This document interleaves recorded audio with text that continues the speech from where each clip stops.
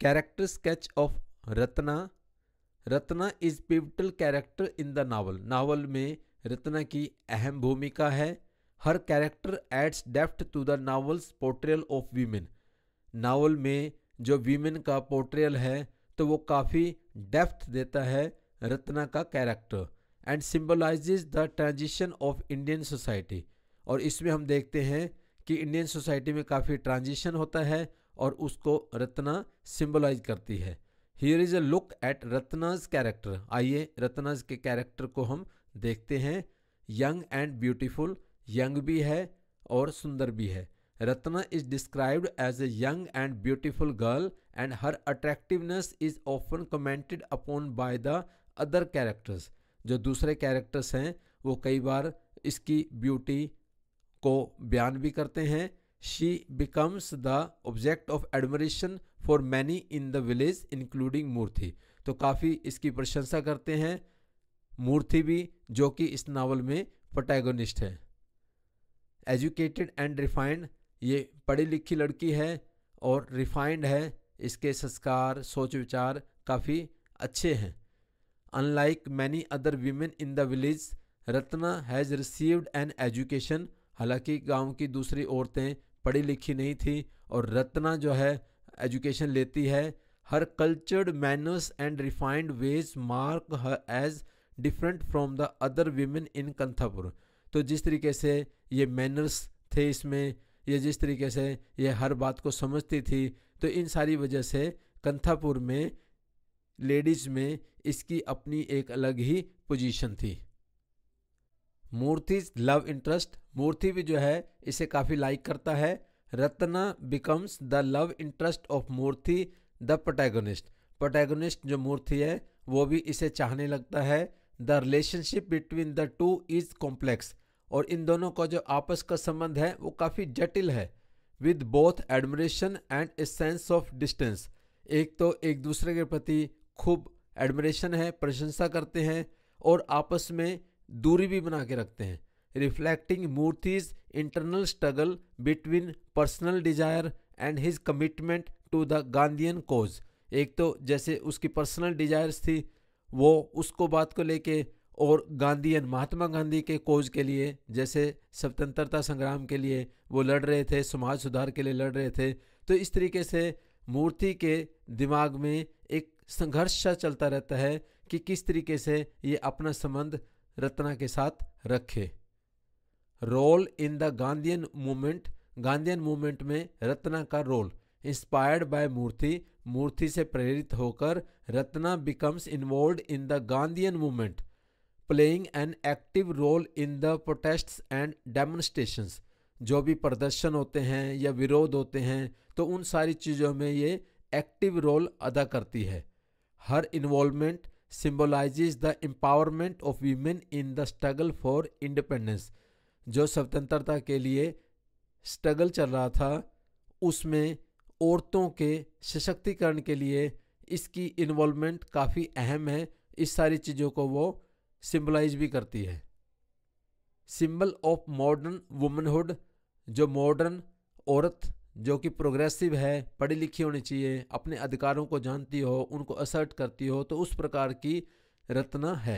रत्नाज character represents the emergence of the new Indian women, नई Indian women जो कि अपने अधिकारों के प्रति जागरूक हो। तो इस तरीके से वो इमर्ज होके हमारे सामने आती है, क्योंकि वो एजुकेटेड भी है, एक्टिव भी है, and engaged in social and political life, और पॉलिटिकल लाइफ में भी, सोशल लाइफ में भी इंगेज रहती है, काम करती रहती है।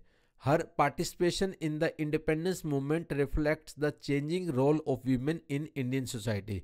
इंडियन सोसाइटी में जो वीमेन के रोल चेंज हो रहे थे तो उन सारी चीज़ों को ये रिफ्लेक्ट भी करती है। Personal growth and transformation, Ratna का पर्सनल ग्रोथ होता है, वो एक देश से नहीं रहती, वो चेंज होती रहती है, प्रोग्रेस करती रहती है, उसमें काफ़ी हम बदलाव देखते हैं। Through out the novel, novel के दौरान Ratna undergoes significant personal growth, personally वो काफ़ी ग्रो करती है। From a somewhat timid and traditional young woman, शुरू में हम देखते हैं काफ़ी डरपोक सी थी, एक यंग वुमन जो कि रूढ़िवादी परंपरागत विचारों वाली थी, she evolves into A more confident and assertive figure. तो हम देखते हैं आहिस्ता आहिस्ता वो काफ़ी कॉन्फिडेंट होती चली जाती है और अपने अधिकारों को असर्ट करती है, mirroring the transformation of Indian society. जो इंडियन सोसाइटी में ट्रांसफॉर्मेशन, जो बदलाव हो रहा था, तो वो इसके कैरेक्टर में क्लियर कट देखा जा सकता है। एम्बिग्विटी एंड कॉम्प्लेक्सिटी, इसके कैरेक्टर में कुछ एम्बिग्विटी भी है, मतलब बिल्कुल क्लियर इसके व्यूज़ हमें कई बार नहीं पता लगते, कई जटिलताएं भी देखते हैं हम। Ratna's character is not without ambiguity, इसके कैरेक्टर को लेके कई बार हम कई और भी अंदाजे लगा जाते हैं और कॉम्प्लेक्सिटी बढ़ जाती है इसके कैरेक्टर को लेके। हर रिलेशनशिप विद मूर्ति, जैसे कि उसका जो रिलेशनशिप मूर्ति के साथ था, हर इनिशियल हेजिटेंस, तो शुरू में वो हेजिटेट भी करती है, and her gradual embrace of the Gandhian ideals, और मूर्ति की वजह से महात्मा गांधी के आदर्शों को वो एम्ब्रेस भी कर लेती है, अपना लेती है।